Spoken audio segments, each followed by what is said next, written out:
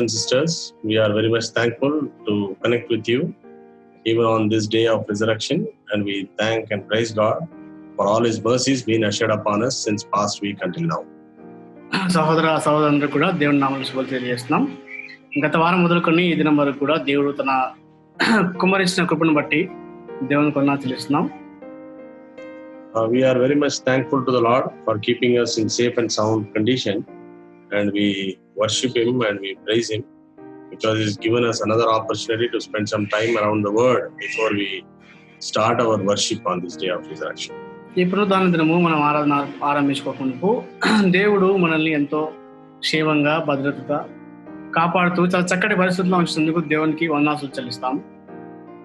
And for our morning portion, we will turn to Psalm 107.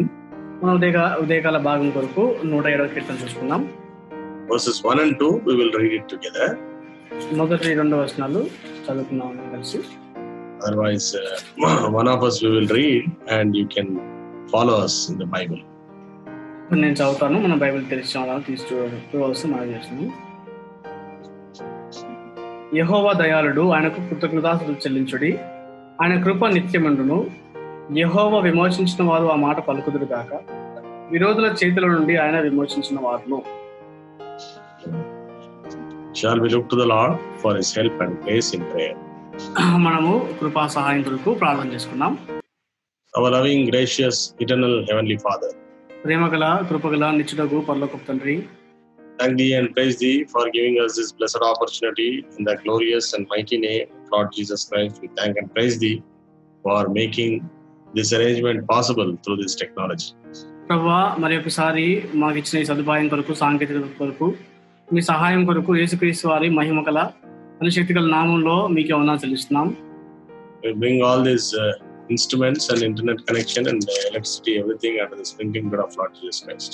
ప్రభువా, ఈ పథకాలన్నింటినీ కూడా, internet సదుపాయాన్ని, విద్యుత్ శక్తిని కూడా, సమస్తాన్ని కూడా యేసు రక్త ప్రోక్షణ తెచ్చుకుంటున్నాం. ప్రభువా, this time we want to spend around the world so that our hearts may be lifted up with gratitude for what You have done and what You are, and so that we may bring in our worship as a sweet smelling savor at Thy feet. కొద్దిసేపు వాక్యం చుట్టూ సమయం గడుపుతుండగా తండ్రి, మీరు ఏమైనారో మీ తలంపులు, మీ మనసు మాకు బయలుపరచండి. తద్వారా తండ్రి మీకు పరిమళ సువాసంగా మీ పాదపీఠం దగ్గర మా ఆరాధన అర్పించడానికి సహాయం చేయండి. Our God, our refuge, our strength and our fortress, whom we praise, and Thy mercy endureth forever and ever from generation to generation. మేము స్తుతించే దేవుడు మా ఆశ్రయము, మా యొక్క కేడము, మా యొక్క భద్రత. ఆ దేవుని యొక్క విశ్వాసత తరతరం ఉంటుంది. ప్రభువా, Heavenly Father, we praise Thee and thank Thee for remembering us on the cross of Calvary. మమ్మల్ని ఆ కలవాసంలో జ్ఞాపకం చేసుకున్నందుకు మీకు వందనాలు చెల్లిస్తున్నాం. Thank Thee for the eternal plan which Thou hast laid on behalf of unworthy wretched servant as I am before the foundation of the world. ప్రభువా, మరి అయోగ్య దౌర్భాగ్య దాసుడు నా పట్ల జగత్తు పునాది వేయబడకుంటే మీరు కలిగిన మీ ప్రణాళిక కొరకే మీకు వందనాలు చెల్లిస్తున్నాం. I thank Thee and praise Thee for every plan and purpose You have allowed in my life. నా జీవితంలో అనుమతించిన ప్రతి ప్రణాళిక, ఉద్దేశం కొరకే మీకు వందనాలు. Thank Thee and praise Thee for giving the blessed privilege to serve Thee. నిన్ను సేవించే ధన్యకరమైన ఆధిక్యత కొరకే మీకు వందనాలు. Lord Father, for all these things, Lord Father, we cannot give You anything in lieu of it, but Lord, we can continually praise and praise and praise, and yet, Lord, we will be indebted to You. వీటన్నిటికీ ప్రభువా మీకు ఏమి ఇవ్వలేం, కానీ ఈ యుగంలో మేము స్తుతిస్తున్నా సరే ఇంకా మీకు రుణస్తులేమని ఒప్పుకుంటున్నాం. ప్రభువా, Heavenly Father, we thank Thee and praise Thee for all the good things You have assured upon us. మా మీద మీరు కుమ్మరించిన సమస్త ఉపకారం అన్నిటి కొరకే మీకు వందనాలు చెల్లిస్తున్నాం. Little time we are spending, may Thou make it a blessing unto the listeners and to the people who are hearing us. ప్రభువా, గడిపే కొద్ది సమయము ఈ వాక్యము వినేవారికి ఎంతో ఆశీర్వాదకరంగా చేయండి. The same word also may be a blessing unto both of us. ఆ వాక్యము మాకు కూడా దేవునికరంగా చేయండి. ప్రభువా, Grant us utterance from heavenly places. పరలోక స్థలానికి కావాల్సిన ఉచ్చారణ మీరు అనుగ్రహించండి. Give us right words and right things to be spoken of Thee in Thy glory. మీ మహిమ కొరకు సరైన మాటలు సరైన రీతిగా పలుకుటకు మాకు సహాయం చేయండి. Take both of ourselves into Thy blessed hands. We ask this prayer with much thanksgiving and praises in the most precious and sweet name of Lord and Savior Jesus Christ. మళ్ళిద్దరినీ దీవించి అసలు చెప్తూ ఈ ప్రార్థన ఎంతో కృతజ్ఞతతో అతి ప్రశస్తమైన శక్తిగల యేసుక్రీస్తు నామములో ప్రార్థించుతున్నాం తండ్రి. ఆమేన్. Psalm 107 is a wonderful psalm of praise. 107వ కీర్తన స్తుతికి సంబంధించిన అద్భుతమైన కీర్తన ఇది. And this is the Thanksgiving Psalm ఇది కృతజ్ఞత కీర్తన ఇది. and explaining the goodness of God దేవుని యొక్క మంచితనాన్ని వర్ణించే కీర్తన. and His mercy being endured from generation after generation after generation. తరం తర్వాత ఇంకో తరం తర్వాత తరం ఉండే ఆ యొక్క కృపను గురించి వర్ణిస్తుంది. Psalm begins like this: "Oh, give thanks unto the Lord, for He is good, for His mercy endureth forever." ఇక్కడ ఎట్లా ఆరంభిస్తున్నాడంటే యెహోవా దయాళుడు, ఆయనకు కృతజ్ఞతాస్తుతులు చెల్లించుడి, ఆయన కృప నిత్యముండును అంటున్నాడు. Why does His mercy endureth forever? Is because of His blood being shed on the cross of Calvary.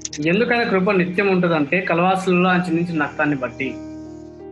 And also it is an metaphor we see in Exodus chapter 12. అది ఒక రూపకంగా మనము నిర్గమకాండము 12వ అధ్యాయం చూస్తాం. అది Exodus chapter 12, we see it as a metaphor that He becoming the lamb and being shed and His blood being kept as a token on the doorpost, and therefore the plagues are not allowed inside and our death is not occurred.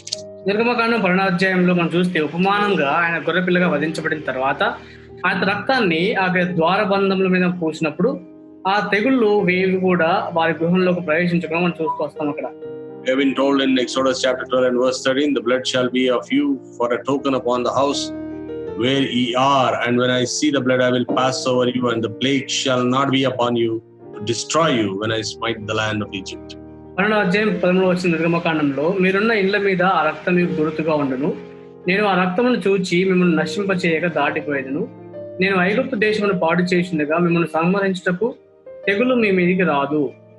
We are in the days of plague. మనం తెగులు దినాల్లో ఉంటున్నాం ఇప్పుడు. And we are in the days of coronavirus. Corona virus దినాల్లో ఉంటున్నాం మనం ఇప్పుడు. Which is playing havoc across the world in every country and every continent. ప్రపంచ వ్యాప్తంగా అన్ని ఖండాలుగా అది ఎంతో భయంకరమైన పరిస్థితులు సృష్టిస్తుంది అది. And nobody has come up with a treatment or medical treatment for that, though they are making an announcement that they have got a drug for it. దానికి మందు కనుక్కున్నామని చెప్పి చాలా మంది చెప్తున్నప్పటికీ కూడా దానికి ఇంకా కూడా సరైన మందు కనుక్కోలేని పరిస్థితిలో ఉంటున్నాం. It is so dreadful that we do not know how we get affected and why we get affected. అది ఎంత భయంకరంగా ఉందంటే అది మనకి ఎట్లా వస్తుందో దానివల్ల ఏం జరుగుతుందో మనకు అర్థం కాని పరిస్థితిలో ఉంటున్నాం. Similar life. అదే రీతిగా పాపం కూడా మన జీవితంలో ఉంటుంది. We know not when we fall in sin, when sin takes control over us. పాపం మన జీవితంలో ఎట్లా వస్తుందో ఎప్పుడు మన ఆధీనం తీసుకుంటుందో మనకి తెలియకుండా ఉండే పరిస్థితి. When we go totally into the slavery of sin. పాపం యొక్క బానిసత్వంలోకి వెళ్ళిపోతాం సంపూర్తిగా. And when this plague of sin will engulf us. ఈ యొక్క పాపమైన తెగులు మనల్ని ఎప్పుడు ఆవరిస్తుందో తెలియదు మనకి. What can deliver us from this dreadful plague called sin is the blood of Lord Jesus Christ. పాపమనే భయంకరమైన వ్యాధి నుంచి మనల్ని విడిపించేది ఏది అంటే యేసుక్రీస్తు రక్తము. And that day of redemption is celebrated as a memorial, and we praise and we thank God. ఆ విమోచన దినాన్ని జ్ఞాపకార్థ దినంగా మనం జ్ఞాపకం చేసుకొని దేవుని స్తుతించి ఆరాధిస్తాం మనం. Exodus chapter 12 and verse 14 we read like this: "And this day shall be unto you for a memorial, and ye shall keep it a feast to the Lord throughout your generations. Ye shall keep it a feast by an ordinance forever." నిర్గమకాండము 12వ అధ్యాయం 14వ వచనంలో, కాబట్టి ఈ దినము మీరు జ్ఞాపకార్థమైన తగును, మీరు యెహోవాకు పండుగగా దాన్ని ఆచరింపవలను, తరతరములకు నిత్యమైన కట్టడగా దానిని ఆచరింపవలను. Beloved, we are being eradicated, we have been saved from this plague called sin. మనము ఈ పాపం అనే తెగుల నుంచి మనము విడిపించబడ్డాము, రక్షించబడ్డాము. For this plan has been laid before the foundation of the world. ఈ ప్రణాళిక జగత్తు పునాది వేయబడకముందే వేయబడింది. Dispensation of time in our birth and your birth in a particular day specified by our Lord, we have heard His voice and come under the blood of Lord Jesus Christ. మనం జన్మించిన తర్వాత యేసు నిర్ణయించిన ఒక దినాన నీ జీవితంలో నా జీవితంలో ఆ యొక్క సువార్తను విని ఆ రక్తాన్ని ఆశ్రయించినప్పుడు రక్షించబడ్డాం. It is all put up in a metaphorical form as we see in Exodus chapter 12. నిర్గమకాండము 12వ అధ్యాయం చూసిన రీతిగా ఇవంతా కూడా ఒక ఉపమానంగా మనకు కనిపిస్తుంది అక్కడ. And if you see, the psalmist says the same thing: "Give thanks unto the Lord, for He is good, because He has delivered us from this plague of sin." అదే విషయం కీర్తనకారుడు చెప్తున్నాడు, యెహోవా దయాళుడు, ఆయన కృతజ్ఞతలు చెల్లించుడి, ఆయన తన రక్తాన్ని బట్టి మనం విడిపించని చెప్తున్నాడు అక్కడ. Worship and we thank Him and we praise Him for the day of redemption. Through His blood, He has delivered us from this plague called sin. ఆ పాపుల్ని తెగుల నుంచి మనం విడిపించిన ఆ దినాన్ని బట్టి ఆయన స్తుతించి ఆరాధించి ఆయన మహిమపరుస్తాం. Now we see in Psalm 107 and verse 2, we see, let the redeemed of the Lord say so, whom he hath redeemed from the hand of the enemy. యెహోవా విమోచించిన వారు ఆ మాట పలుకుదురు కాక, విరోధుల చేతుల నుండి ఆయన విమోచించిన వారును అని చెప్తున్నారు 107వ కీర్తన 2వ వచనంలో. The enemy is not the armies of Pharaoh which kept the children of Israel under the captivity for 430 years. అక్కడ ఇశ్రాయేల్ ప్రజల్ని అక్కడ దాసత్వంలో ఉంచింది 430 సంవత్సరాలు. అక్కడ శత్రువు ఫరో కాదు కానీ, but it is told in a metaphorical format that it is Satan who is the old serpent which has kept us under the slavery of sin. అక్కడ ఉపమాన రీతిగా వాళ్ళని పాపంలో దాసత్వంలో ఉంచింది అది ఆది సర్పమైన సాతాను. అక్కడ and you and I also have been put up like that. మనం కూడా అట్లా ఉంచబడ్డాం ఆ పాపంలో. There was a day that God remembered us that we are living in the bondage of sin. పాపం అనే దాసత్వంలో జీవించిన దినం మన జీవితంలో ఉంటుంది. It is a perfect metaphor being shown in Exodus chapter 6 and verse 5. నిర్గమకాండము 6వ అధ్యాయం 5వ వచనంలో చక్కటి ఉపమానంగా రాయబడిన విషయం. And in verse 5 of Exodus chapter 6 we read that I have also heard the groaning of the children of Israel whom the Egyptians keep in bondage and I remembered my covenant. నిర్గమకాండం 6వ అధ్యాయం 5వ వచనంలో ఐగుప్తీయుల దాసత్వమునకు లోపొచ్చిన ఇశ్రాయేలు మూలుగును విని నా నిబంధన జ్ఞాపకం చేసుకొని ఉన్నాను. He has remembered his covenant what he has made before the foundation of the world. ఆయన జగత్తు పునాది వేయబడక ముందు చేసిన ఆ నిబంధన జ్ఞాపకం చేసుకున్నాడు. And then he remembered our groanings lying under the bondage of sin. మనము పాపపు దాసత్వంలో ఉన్నప్పుడు మన మూలుగులు ఆయన వింటూ వచ్చాడు. Then on a particular day he brought us into the blood of Lord Jesus Christ. ఒక ప్రత్యేకమైన దినాన యేసు రక్తాన్ని కిందికి మనం తీసుకుని వచ్చాడు ఆయన. And as he destroyed our enemy on the cross of Calvary, he has granted us the deliverance from bondage. కల్వారిలో మన శత్రువుని నశింపజేయడం ద్వారా మనకు రక్షణ అనుగ్రహిస్తూ వచ్చాడు. That's why Apostle Paul writing to the church of Romans in Romans chapter 6 and verse 20 he says like this, for when ye were the servants of sin, ye were free from righteousness. కాబట్టి అపోస్తలుడైన పౌలు రోమా సంఘానికి రాస్తున్నప్పుడు రోమా పత్రిక 6వ అధ్యాయం 20వ వచనంలో ఏమంటాడంటే, రోమా పత్రిక 6:20లో మీరు పాపమునకు దాసులై ఉన్నప్పుడు నీతి విషయమైన నిర్బంధం లేని వారై ఉంటుంది అంటున్నాడు. We were under the bondage of sin. పాపం యొక్క దాసత్వంలో ఉంటే మనం. We were servants of sin. పాపానికి దాసులుగా ఉంటే మనం. So he remembered us and he came us and he destroyed our enemy on the cross of Calvary. ఆయన జ్ఞాపకం చేసుకొని లోకానికి వచ్చి నా శత్రువుని కల్వారిలో నశింపజేశాడు. In Romans chapter 6 and verse 22 we see, but now being made free from sin because of the cross. రోమా పత్రిక 6వ అధ్యాయం 22వ వచనంలో ఆయనను ఇప్పుడు పాపం నుండి విమోచింపబడి దేవునికి దాసులైనందున పరిశుద్ధత కలుగుటే మీకు ఫలము, దాని అంతం నిత్య జీవము. We have been made free by the cross because he has defeated the enemy on the cross. కల్వారిలో శత్రువుని ఓడించడం ద్వారా మనల్ని ఆయన స్వతంత్రులుగా చేస్తూ వచ్చాడు. That is why we worship him. కాబట్టి ఆయన ఆరాధిస్తాం మనం. Again the whole thing is shown as a metaphor what he has done in Exodus chapter 12. ఇదంతా కూడా నిర్గమకాండం 12వ అధ్యాయంలో ఆయన చేసిన దానికి ఉపమానంగా మనకు కనిపిస్తుంది. అక్కడ a beautiful picture in a dramatical way is written in Psalm 74 by the sons of Asaph. ఆసాపు కుమారుల ద్వారా దీన్ని ఒక నాటక రూపంలో అద్భుతమైన దృశ్యము కీర్తన రాయబడింది. Psalm 74 74వ Keerthana, Psalm 74 and verse 13. 74:13.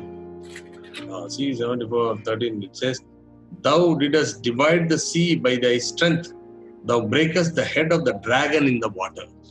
నీ బలము చేత సముద్రమును పాయలుగా చేసితివి, జలములలో భుజంగముల శిరస్సులను నీవు పగలగొట్టితివి. He's not broken the head of the Pharaoh. This is just a metaphor, but he has broken it, the head of the Satan, and delivered us from the bondage of sin. అక్కడ ఫరో శిరస్సును కాదు కానీ సాతాను యొక్క శిరస్సును ఆయన తొక్కివేసి ద్వారా మనకి రక్షిస్తూ వచ్చాడు. This morning, beloved, you and I are a liberated persons. We are in Christ Jesus. Therefore, we should rejoice and worship him and give thanks for his redemption. ఉదయకాలం నీవు నేను కూడా విడిపించబడిన ప్రజలుగా క్రీస్తులో మనకు విడుదల కలిగేసిన దాన్ని బట్టి ఆయన స్తుతించి ఆరాధించాలి. Because the enemy is a defeated force, we worship him because our Redeemer has redeemed us from the hands of the enemy. శత్రువు ఓడించబడిన వాడు మన విమోచకుడు మనం విడిపించినాడు కాబట్టి మనం ఆయన ఆరాధించాలి. We are no longer servants to sin. పాపానికి దాసులం కాదు మనం. and we have freely accessible into the presence of the Holy God. పరిశుద్ధ దేవుని యొక్క సన్నిధికి ధారాళమైన ప్రవేశం మనం కలిగి ఉంటున్నాం. Therefore, we praise Him, we glorify Him, we honor Him, we exalt Him.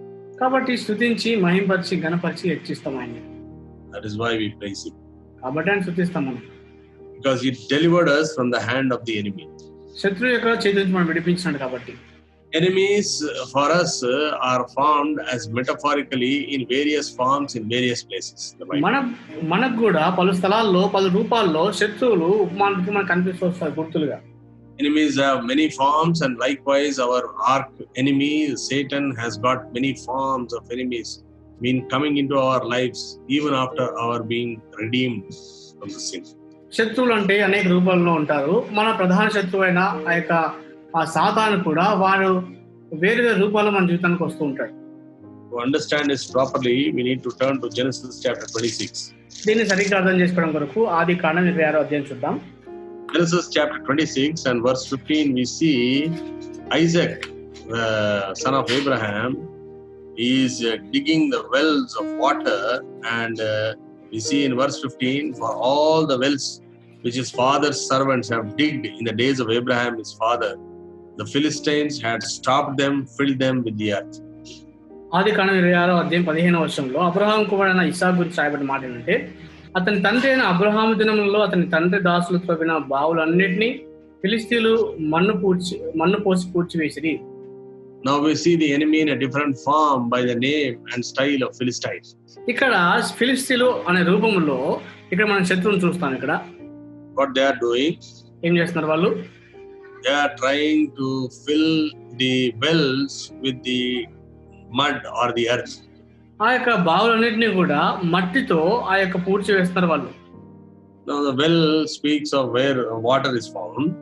బావి అంటే నీళ్లు కనుగొనే స్థలం అది. We will see some more details about water as the time goes. And the earth speaks of the dust or dried dust. నీళ్ళ గురించి తర్వాత చూస్తాం, కానీ ఇక్కడ మన్ను అంటే ఆ యొక్క భూ సంబంధంలో భూమి అర్థం. అక్కడ this earth, what they were filling with the earth, which speaks in original Hebrew language as afar. మన్ను పోసి అంటే అక్కడ మూల హీబ్రూ భాషలో అఫార్ అనే పదం వాడుతూ వచ్చారు వాళ్ళు.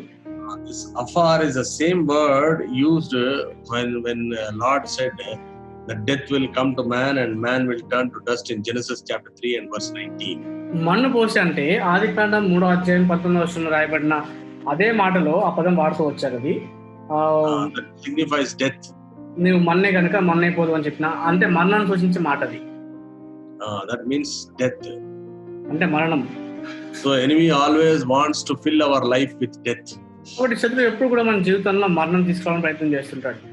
But whereas this man Isaac, he's keep on digging the wells. అయితే ఇస్సాకు మాత్రం బావులు తవ్వుతూనే ముందుకు వెళ్తూ వచ్చాడు. In same chapter, Genesis chapter 26 and verse 19, we see Isaac's servants digged in a valley and found there a well of springing water. మనం గమనిస్తే ఆదికాండం 26వ అధ్యాయం 19వ వచనంలో, మరియు ఇస్సాకు దాసులు ఆ లోయలో త్రవ్వగా జలలు గల నీళ్ల బావి దొరికెను. What is the meaning of this springing water? ఈ జలలు గల నీళ్ల బావి అంటే అర్థం ఏంటి? The springing water or spring in Hebrew is called Chai, K-H-A-H-E-E-E. అక్కడ ఈ జలలు గల నీళ్ల బావి అంటే హీబ్రూ పదం గమనించడానికి ఖాయి అనే పదం వాళ్ళు వాడుతూ వచ్చారు. This Chai meaning making alive or living. అంటే జీవింపజేసేది లేకపోతే జీవం గల అర్థం. అక్కడ believer who's come under the blood of Lord Jesus Christ, who's been redeemed from the hand of the enemy, always spreads life in this world. యేసుప్రభు రక్తం కిందకు ఆశ్రయం కిందకు వచ్చిన విశ్వాసి ఎవరైనా సరే ఈ లోకంలో జీవాన్ని ప్రవహింపజేస్తారు. That's why he digs the wells. కాబట్టి బావులు తవ్వుతూ వస్తారు. Well meaning beer lahai roi, we see in other places in Genesis, beer meaning well. అక్కడ బావి అంటే బేరు, మనం వేరే పదాలు చూస్తాం. అక్కడ బేర్ లహార్ అనే పదాలు వాడుతూ వచ్చారు అక్కడ వేరే చోట కూడా. This springing water speaks of kahi meaning alive or making to live. ఈ ఊటలో ఉండే నీళ్లు అంటే హీబ్రూలో ఖాయి అనే పదం వాడుతూ వచ్చారు. జల్లలుగా నీళ్ళ బాగా అర్థం అక్కడ. Or it is also spoken or referred or associated with life giving things. లేకపోతే జీవాన్ని కలిగించే విషయాలతో సంబంధం కలిగి ఉంటుంది. If you see the same word appears in Genesis chapter 16 and verse 14. అదే మాట ఆదికాండం 16వ అధ్యాయం 14వ వచనంలో కనిపిస్తుంది. Where we see that wherefore the well was called Beer Lahai Roi, behold it is between Kadesh and Bered. అక్కడ 14వ వచనం, అందుచేత ఆ నీటి బొగ్గుకు బెయర్ లహాయ్ రోయ్ అను పేరు పెట్టబడను, అది కాదేశుకును బెరెదుకు మధ్య ఉన్నది. What is this Beer Lahai Roi? Baer లహాయ్ అంటే అర్థం ఏంటి? It has given life to the dying Ishmael. It has saved dying Ishmael with the water. అక్కడ చనిపోయే ఇష్మాయేలుకి జీవం ఇచ్చిన నీళ్లుగా ఉంటున్నాయి అవి. But our enemy every day it wants to fill the life-giving wells with the earth, which is called death. అయితే మన శత్రువు అయితే ప్రతిరోజు కూడా ఈ జీవాన్నిచ్చే బావుల్ని మంటితో అంటే మరణంతో నింపాలని ప్రయత్నం చేస్తుంటారు. You and I cannot counter with this enemy, or you and I cannot defeat this enemy. నేను శత్రువుని ఎదిరించలేము, వాడిని ఓడించలేము.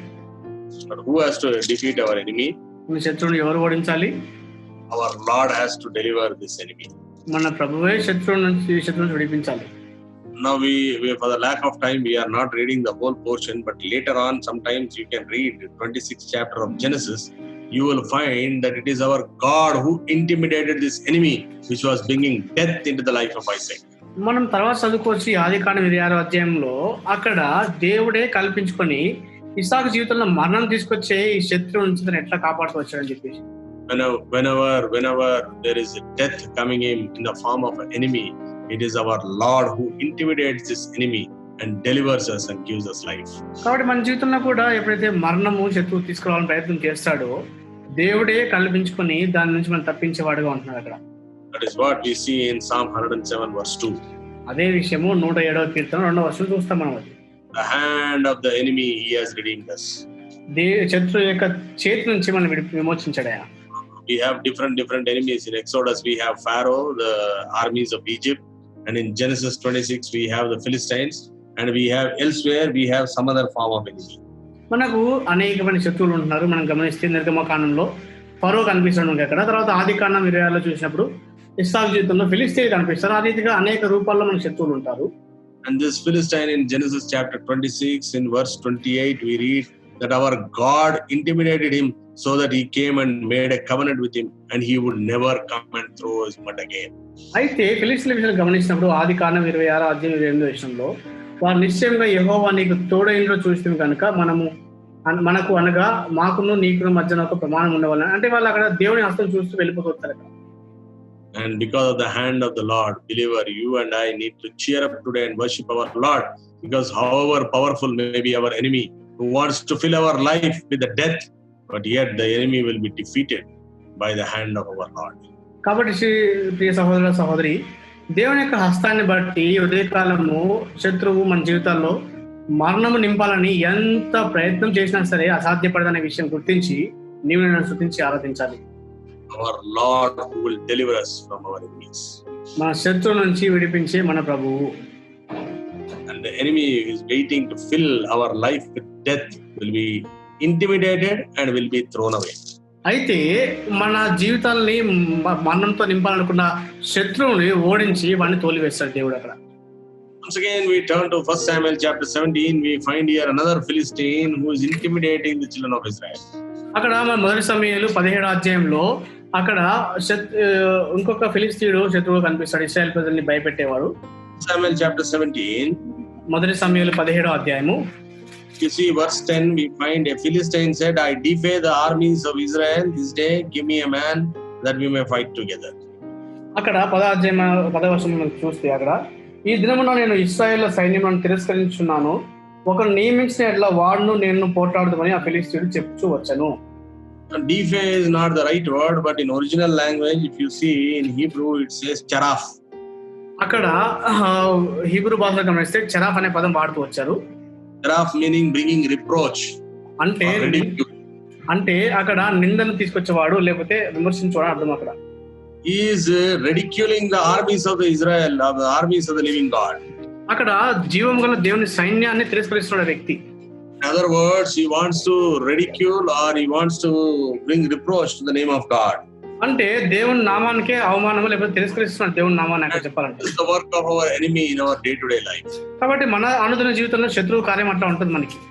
His name could be the armies of Pharaoh. His name could be the Philistines who came and filled with the earth in Genesis 26. Or his name could be a gigantic person of 9 feet height with 320 kilos and challenging a person. అక్కడ ఆ శత్రువు అక్కడ ఫరో రూపంలో ఉండొచ్చు, లేకపోతే ఇస్సాకు జీవితంలో కనిపించిన ఫిలిస్తీన్ రూపంలో ఉండొచ్చు, లేకపోతే ఇక్కడ మొదటి సమయంలో చూసినదిగా ఆ గొప్ప గొలియాతు 9 అడుగులు 320 పౌండ్ల బరువుతో ఉంటున్న ఆ వ్యక్తి అయినా ఉండొచ్చు మనకి. And he wants to come and ridicule you, saying that you don't have this, you don't have that, but whereas I have that. నీకు ఇది లేదు, నీకు ఇది అది లేదు అని చెప్పేసి మనం తిరస్కరించేవాడుగా ఉంటున్నాడు. నాకైతే అన్ని ఉన్నాయని చెప్పేవాడుగా ఉంటున్నాడు. Trying to find fault with our resources what God has given. దేవుడు మనకి ఇచ్చిన వనరులను బట్టి తప్పు పడుతుంటారు కొంతమంది. And so many times we also fall into the prey of the enemy and we try to think that we don't have this, we don't have that. మనం కూడా శత్రు చేతిలో పడిపోయి మనకు కూడా అది లేదు ఇది లేదు అనుకుంటూ మన చేతిలో పడి వెళ్తుంటాం అప్పుడప్పుడు. The enemy will bring death into our life. Enemy will bring ridicule and reproach in our life. శత్రువు మన జీవితంలో మరణం తీసుకొస్తాడు, మన జీవితంలో తిరస్కారము తర్వాత ఈ యొక్క విమర్శ తీసుకొస్తూ ఉంటాడు. 1 Samuel chapter 17 verse 16 we see that he did not stop it for one day, but this man was doing it 40 days.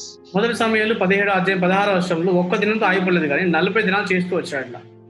And the Philistine drew near morning and evening and presented himself 40 days and using all kinds of reproachful words on the name of Lord Jesus Christ. ఆ ఫిలిస్తీయుడు ఉదయంలో సాయంత్రం బయలుదేరచ్చు 40 దినములు తను తాను అగుపరుచుకొనుచు వచ్చెను. And when we say Lord Jesus Christ in the Old Testament, he is inseparable Trinity and he is one with them. అక్కడ యేసుప్రభు అని చెప్పినప్పుడు ఆ యొక్క ఎన్నడూ వేరు చేయబడని ఆ త్రిత్వంలో భాగం అని చెప్తాం మనం. And many people they try to find fault with many things in Old Testament, but the Old Testament is the foundation of Lord Jesus Christ. చాలా మంది పాత నిబంధనలు చాలా తప్పులు పడడానికి ప్రయత్నం చేస్తారు కానీ పాత నిబంధన అనేది యేసుప్రభు వారికి పునాదిగా మనకు కనిపిస్తారు. And he was tempted on the basis of Old Testament. He replied in the basis of Old Testament. ఆయన పాత నిబంధన ఆధారం చేసుకుని శోధింపబడ్డాడు. ఆయన దానికి జవాబు పాత నిబంధన ఆధారం చేసుకుని ఇస్తూ వచ్చాడు. When he preached in the synagogue, he preached from Old Testament, and he also brought his message of salvation from Old Testament. ఆయన సమాజ మందిరంలో బోధిస్తూ వచ్చినప్పుడు పాత నిబంధన ఆధారం చేసుకుని బోధిస్తూ వచ్చాడు. రక్షణ సువార్తను కూడా పాత నిబంధన నుంచి తీసుకొస్తాడు ఆయన. Lord Jesus Christ is very much there in the Holy Trinity. ఆ పరిశుద్ధ త్రిత్వంలో యేసుప్రభు వారు అక్కడ ఎంతగానో ఉంటున్నాడు అక్కడ. And this Philistine enemy was reproaching our Lord, our God, the God of hosts, for at least 40 days. ఈ యొక్క ఫిలిస్తీయుడు మన దేవుడు సైన్యములకు అధిపతి దేవుణ్ణి దాదాపు 40 దినాలు అక్కడ తిరస్కరిస్తూ వచ్చాడు. But David is supposed to be one of the greatest worshipper ever found in the Bible. బైబిల్లో కనుగొనబడిన గొప్ప ఆరాధకుడు దావీదు మనకు కనిపిస్తాడు. Because he's the greatest worshipper, he could not keep quiet when somebody was reproaching the name of the Lord. అది గొప్ప ఆరాధకుడు కాబట్టి ఎవరైనా దేవుని నామాన్ని ఎగతాళి చేసినప్పుడు తిరస్కరించినప్పుడు తట్టుకోలేకపోయినాడు అక్కడ. He was not able to just keep quiet, and he is the one who first responded. Who is this uncircumcised Philistine to talk about the armies of the living God? ఆయన మౌనంగా ఉండలేక మొట్టమొదటిగా ప్రతిస్పందించిన వ్యక్తిగా కనిపిస్తున్నాడు. సున్నతి లేని ఈ ఫిలిస్తీయుడు ఎవరు అని చెప్పి ఆయన చెప్తూ వచ్చాడు అక్కడ. When I said King David is the most unique person in the form of worship, ఆరాధనలో దావీదు రాజు చాలా విశేషమైన వాడని చెప్పిన మాట విషయం. one word is it reminds me in Amos chapter 6. Amos గ్రంథము 6వ అధ్యాయంలో ఒక మాట మనకు కనిపిస్తుంది ఆయన గురించి. Amos chapter 6 and verse 5 says like this. Amos గ్రంథము the sound of viol and invent to themselves instruments of music like David. David invented music to worship the Lord. Amos గ్రంథము 6వ అధ్యాయం 5వ వచనంలో స్వరమండలంతో కలిసి పిచ్చి పాటలు పాడుచు దావీదు వలనే వాయించు వాద్యములను కల్పించుకుంటారు. అంటే ఇంగ్లీష్ భాషలో గమనిస్తే దావీదు దేవుని ఆరాధించినప్పుడు వాద్యములను కనిపెడుతూ వచ్చిన విషయం రాయబడింది. He is a man who invented so many instruments in order to worship and to play music for the Lord. దేవుణ్ణి ఆరాధించి ఆయన కొరకు సంగీతం వాయించడం కొరకు అనేక వాద్యాలు కనిపెడుతూ వచ్చిన వ్యక్తి దావీదు. That is the reason this man was not able to hold himself, and he says that who is this uncircumcised Philistine who should defy the armies of the living God, in verse 26. ఆ కారణం చేత మొదటి సమయాలు 17వ అధ్యాయం 6వ వచనంలో రోషం కలిగి జీవం గల దేవుని సైన్యం తిరస్కరించు ఈ సున్నతి లేని ఫిలిస్తీయుడు ఎంతటి వాడని చెప్తూ వచ్చాడు అక్కడ. He already knew that this enemy would be defeated by our Lord. ఈ యొక్క శత్రువు మన ప్రభువు ద్వారా ఓడించబడతాడని చెప్పి దావీదుకు అప్పుడే తెలుసు. Because he was having that kind of confidence, he was able to speak the words of confidence and give hope to the king who was ruling in those days. అటువంటి ధైర్యం కలిగి ఆ ధైర్యంతో కూడిన మాటలు పలికి ఆ దినాల్లో జీవిస్తున్న రాజుకు ఒక నిరీక్షణ కలిగిస్తూ వచ్చాడు అక్కడ. Beloved, if you are a believer, you have been tossed up and down by this enemy of Philistine who is intimidating you with gigantic size. We want you to encourage yourself in the name of the Lord, to worship Him and praise Him. There is a victory in the praise. కాబట్టి నీ విశ్వాసం అయితే ఇటువంటి భీకరంగా గొప్పగా కనిపించే శత్రువుని చూసి మనము అల్లాడుతున్నప్పుడు మిమ్మల్ని ప్రోత్సహించే విషయం ఏంటంటే స్తుతించి ఆరాధించండి. దేవుడు ఖచ్చితంగా శత్రువుని ఓడిస్తాడు మన జీవితంలో. Enemy could be some kind of a circumstances in your family, or some kind of a trouble, or some kind of a thing in your workplace, or wherever it is, in your neighborhood, in your vicinity, wherever it is. But we want to encourage you that you need to praise God in these circumstances. శత్రువు నీ కుటుంబంలో ఒక పరిస్థితి కావచ్చు, నీ పనిచేసే చోట ఏదైనా విషయం కావచ్చు, నీ చుట్టుపక్కల పరిసర ప్రాంతాల్లో ఎక్కడైనా ఏదైనా సరే ఖచ్చితంగా దేవుడు విడిపిస్తాడు. God is a Lord who will redeem us from the hands of our enemy, according to Psalm 107 verse 2. This morning we want you to encourage and worship and glorify the name of God. కీర్తన 107 అధ్యాయం 2వ వచనం ప్రకారము విమోచించే దేవుడు కాబట్టి ఆ దేవుడు మనం స్తుతించి ఆరాధిస్తాం శత్రువుల చేతి నుంచి. David was the greatest worshipper. For that reason David was able to see a wonderful victory in First Samuel chapter 17 and verse 51. దావీదు గొప్ప ఆరాధకుడు కాబట్టి మొదటి సమూయేలు 17వ అధ్యాయం 51వ వచనంలో గొప్ప విజయాన్ని అక్కడ సాధిస్తూ వచ్చాడు. అక్కడ Philistine champion who was so gigantic and who was shouting like anything, trying to play havoc for last 40 days, is now dead, and his corpse is thrown on in between the valley of Elah. అక్కడ అతి గొప్ప శత్రువైన ఆ గొల్యాతు 40 దినాలుగా ఇశ్రాయేలు ప్రజలందరినీ భయపెడుతూ వచ్చిన వాడు ఈ గొప్ప విజయం ద్వారా ఆయన ఒక శవంగా పడిపోయి ఈలాలో పడిపోతూ వచ్చాడు. అక్కడ Philistine who wants to bring death in our life, or Philistine who wants to bring reproach in our life, will be taken away because our Lord is our Redeemer who redeems us from the hands of our enemies. మన జీవితాల్లో మరణం తీసుకొచ్చే ఫిలిస్తీయుడు, మన జీవితాల్లో తిరస్కారం అవమానం తీసుకొచ్చే ఫిలిస్తీయుడు మన యేసుక్రీస్తు వారిని బట్టి ఆయన మనకు ఆ శత్రువు నుంచి విడిపించేవాడుగా ఉంటున్నాడు. Then we turn to 2 Samuel. 2వ సమూయేలు గ్రంథం గమనిస్తే see another incident of the enemy. Is 2 Samuel chapter 8 verses 1 and 2. 2వ సమూయేలు 8వ అధ్యాయం 1-2 వచనాలు. అక్కడ ఇంకొక సంగతిని చూస్తాం. And after this it came to pass that David smote the Philistines, subdued them.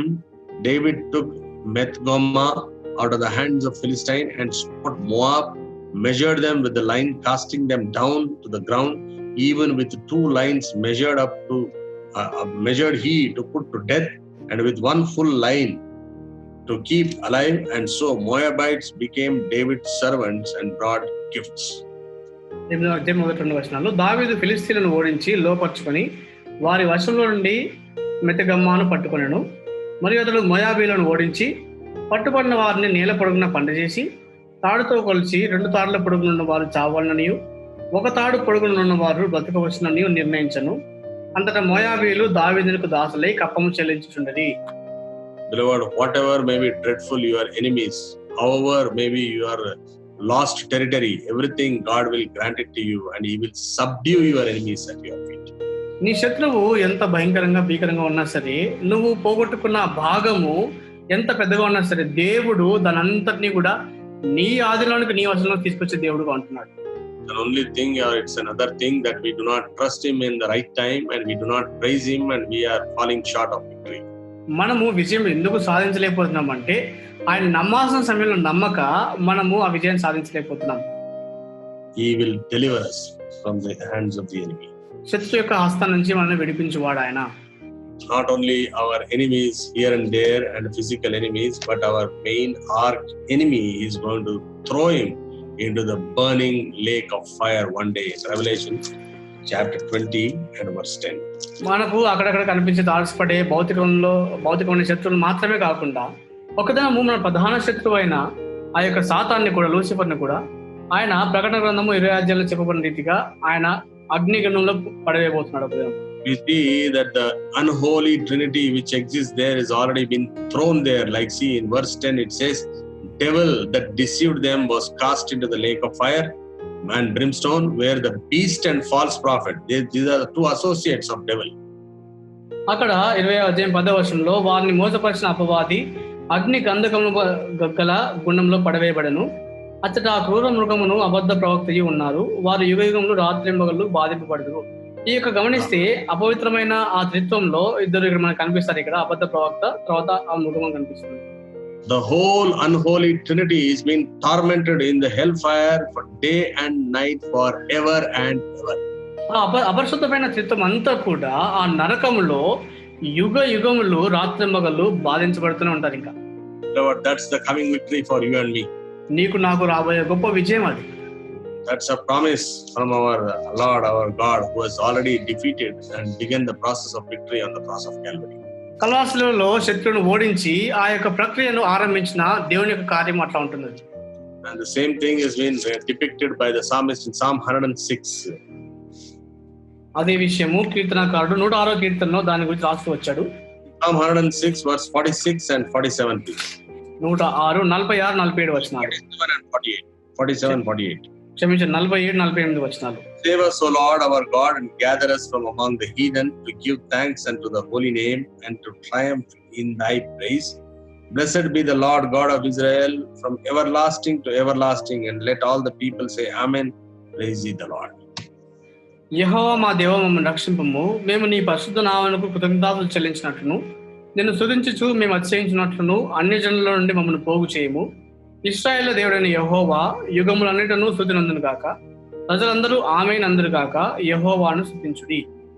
We praise him and we glorify him, we honor him because he delivers us forever. ఆయన మనల్ని ఎన్నటికీ కూడా విడిపించబోవాడు కాబట్టి ఆయన స్తుతించి ఆరాధిస్తాం మనం. Briefly, if we see verse 4, that they wandered in the wilderness in a solitary way, they found no city to dwell in. క్లుప్తంగా మనం గమనిస్తే అక్కడ 4వ వచనంలో 107వ కీర్తన 4వ వచనం గమనిస్తే, వారు అరణ్య మందలి ఎడారి త్రోవను తిరుగులాడుచుండిరి, నివాసపురం ఏదియు వారికి దొరకకపోయాను. Why were they wandering? And they were wandering in the wilderness of solitary place. ఎందుకు అక్కడ అరణ్యంలో ఎడారి త్రోవలో అక్కడ వాళ్ళు తిరుగుతూ వస్తున్నారు? అక్కడ వాళ్ళు It is because of the disobedience of the word of God. We read it elaborately in Numbers chapter 14. We are not reading it now, we are just mentioning it. మనం చూడం కానీ సంఖ్యాకాండం 14వ అధ్యాయంలో వాళ్ళు దేవుని ఆజ్ఞకు అవిధేయత చూపించిన కారణాన్ని బట్టి అలా జరుగుతూ వస్తుంది వాళ్ళకి. God said, go and spy the land and go and take it, and people were grumbling and murmuring, thinking that they were of gigantic stature and they were going to defeat them. దేవుడు వెళ్ళి ఆ స్థలాన్ని వేవి చూడండి, తర్వాత దాన్ని వెళ్ళండి ఆక్రమించుకొని చెప్పినప్పుడు దాని యొక్క గొప్ప పరిమాణాన్ని బట్టి, దాన్ని చూసిన భీకరత్వాన్ని బట్టి వాళ్ళు భయపడుతూ సనుగుతూ గొడుగుతూ వచ్చిన కారణం చేత అట్లా జరుగుతూ వచ్చింది. For the disobedience they were wandering. అవిధేయతను బట్టి తిరుగులాడుతూ వచ్చారు వాళ్ళు. See down below there are many verses which speaks of their hunger and thirst and so many other things. ఆ 107వ కీర్తనలో కింది వచనం మనం చూస్తే వాళ్ళ ఆకలి దప్పిక అవన్నీ కూడా మనకు కనిపిస్తాయి అక్కడ. Later on they cried unto the Lord in trouble. Verse 13. 13వ వచనంలో కష్టకాలం ముందు వారికి యెహోవాకు మొరపెట్టరని చదువుతాం మనం అక్కడ. Cried unto the Lord and he saved them out of the distress. వారు కష్టకాలం ముందు వారికి యెహోవాకు మొరపెట్టి ఆయన వారి ఆపదల నుండి వారిని విడిపించెను. How did he deliver them out of their distress? ఆ యొక్క ఆపద నుంచి ఎట్లా విడిపిస్తూ వచ్చాడు ఆయన? We will see only one word in conclusion and then we will close. ముగింపులో ఒక్క మాట చూసుకొని ముగించుకుందాం. Deuteronomy chapter 32 and verse 10 speaks of beautifully depicted about his shepherding quality towards us. ద్వితీయోపదేశ కాండం 32వ అధ్యాయం 10వ వచనంలో ఆయన కాపరి లక్షణాల్ని అద్భుతంగా వర్ణించిన విధానం కనిపిస్తుంది ఇక్కడ. In a desert land, in the waste howling wilderness, he led him about, he instructed him, he kept him as an apple of his eye. అరణ్య ప్రదేశంలోను భీకర ధ్వని గల పాడిన ఎడారిలోను వాని కనుకొని ఆవరించి పరామర్శించి తన కన్నుపాపను వలె వాని కాపాడెను. Beloved, this morning we want to encourage you and tell you, you might have fallen, you might have disobeyed, you might have gone away into the wilderness, walking away, but cheer up, you call upon the name of the Lord, as the children of Israel have cried, and God is promising us that he is going to give us direction how to go, and he is going to keep us like an apple of an eye. ఉదయకాలము మనం అవిధేయతను బట్టి పాపాన్ని బట్టి దేవునికి దూరం అయిపోయి ఉండొచ్చు, వెనుకన్న వేసి ఉండొచ్చు. అయితే ప్రోత్సహించే మాట ఏంటంటే సంతోషించి ఆనందించు. ఎందుకంటే ఆయనకు మొరపెట్టినప్పుడు ఎక్కడున్నా సరే, ఎట్లా తిరుగుతున్నా సరే అరణ్యంలో ఖచ్చితంగా ఆయన సమకూర్చే దేవుడు, మనల్ని పరామర్శించే దేవుడు, ఆయన కాపాడే దేవుడు. ఆయన we give thanks unto him for his God whose mercy endureth forever. ఆయన నిరంతరము ఉండే కృపను బట్టి ఆయన మనం స్తుతించి ఆరాధిస్తాము. Delivers us from the hands of the enemy. శత్రు యొక్క హస్తాల నుంచి విడిపించేవాడు ఆయన. He delivers us from our eternal enemies' hands. నిత్యుడైన శత్రువు చేతి నుంచి విడిపిస్తాడు ఆయన మనల్ని. And He also takes care of us when we are wandering in the desert place, in the wilderness. He carries us like a shepherd. అరణ్యంలో పాడిన ఎడారిలో మనం తిరుగులాడుతున్నప్పుడు మనల్ని పరామర్శించి మనల్ని కాపరి వలె మోసే దేవుడు ఆయన. May the Lord enable us with these encouraging words that we may worship our Lord, lifting up our hearts with thanksgiving and gratitude for what all He's been done and He's been doing on your behalf and my behalf. కాబట్టి ఈ కొద్ది మాటలతో నీ జీవితంలో నా జీవితంలో ఆ దేవుడు ఏమైతే కార్యాలు చేస్తున్నాడో వాటిని బట్టి మనల్ని ప్రోత్సహిస్తున్నాడో వాటన్నిటిని బట్టి కూడా మనం దేవుడిని స్తుతించాలని దేవుడు మనకు సహాయం చేయను కాక. Shall we spend some time in worship, please? కొద్దిసేపు మనం ఆరాధనలో గడుపుదాం. Once again. ఇది అయిపోయిన తర్వాత క్లుప్తంగా మరి ఇంకొక వర్తమానంలో కలుసుకుందాం. Praise the Lord. Praise lord.